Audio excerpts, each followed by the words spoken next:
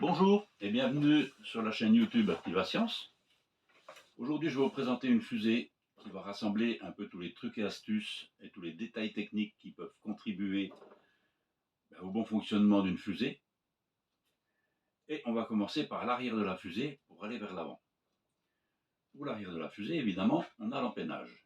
Alors cet empennage, il est constitué de 4 ailerons cylindriques, parce qu'ils sont très solides et ils sont très efficaces. Et ensuite, on a collé à l'arrière une pièce percée qui va servir à fixer cet empennage sur le réservoir inférieur. Pour l'instant, on la met de côté et on passe au réservoir inférieur qui est la partie propulsive de la fusée. C'est-à-dire qu'à l'intérieur de ce réservoir, on a une seconde pièce qui est un goulot de bouteille de Kézak et qui, à son extrémité, reçoit un petit bouchon de liquide vaisselle. Pourquoi ce système? Simplement parce que là, on va avoir un réducteur de débit. On va passer de 22 mm, qui est le diamètre intérieur de la bouteille, du goulot normal de la bouteille, à un diamètre de 11 mm. Ce système-là va permettre de faire monter la fusée plus lentement, mais plus longtemps. Ça peut être intéressant. Donc sur ce réservoir inférieur, sur cette partie propulsion, on va pouvoir installer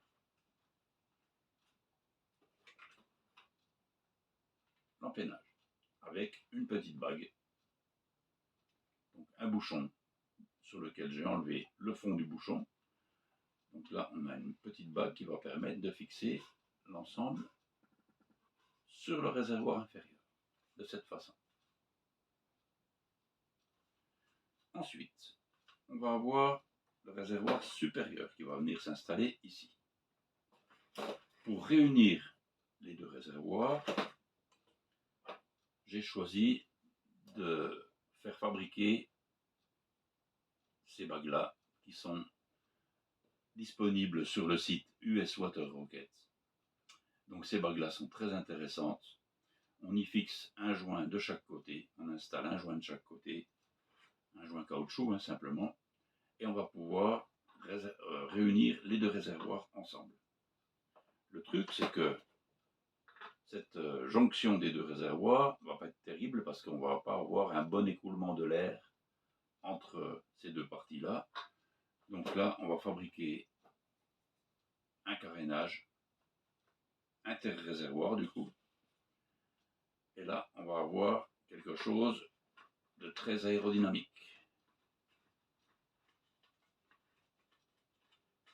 Voilà, on visse les deux parties.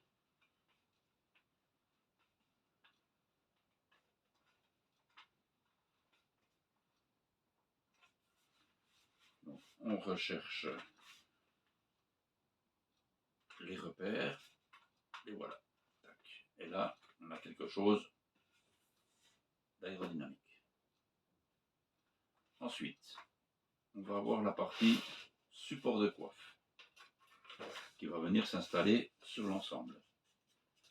Cette partie support de coiffe, on retrouve le petit système de Tommy Timer, la palette aérodynamique.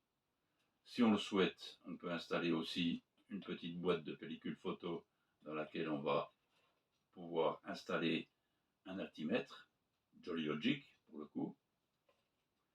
Et à l'intérieur, on va avoir la platine en carton plume sur laquelle va venir reposer le parachute. Ok, donc sur cette platine, moi j'ai fixé un bouchon, j'ai collé un bouchon qui va permettre l'étanchéité de l'ensemble. Et ça fonctionne comme ça.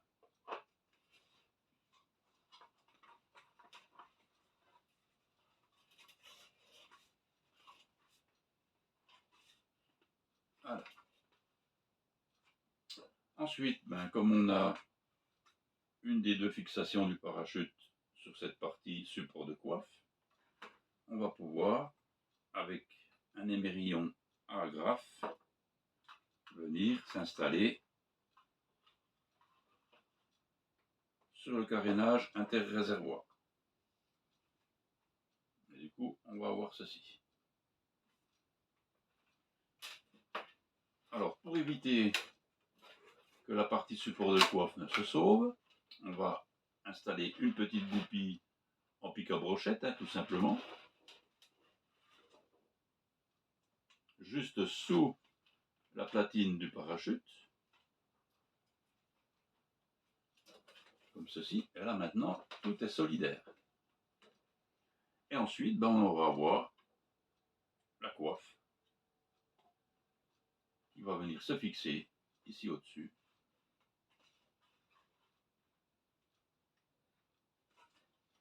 Avec également une petite goupille pour éviter qu'elle se sauve. Toujours même principe.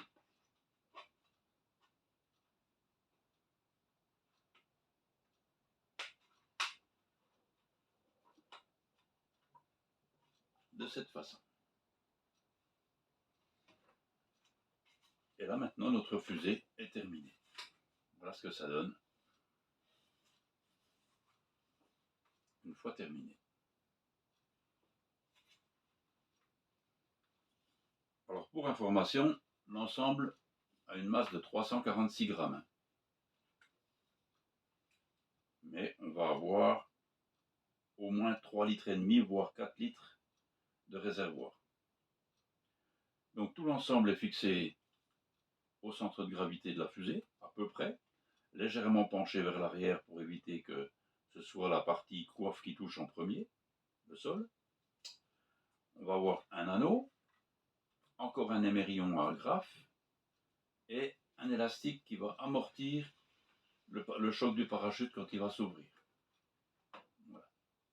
Et ensuite, toujours la même chose, le petit anneau anti-torche et le parachute qui va bien. Donc, tout ça s'installe dans la case à parachute. On remonte le petit Tommy Timer. On verrouille avec la palette aérodynamique. On l'accroche en haut de l'axe de la minuterie.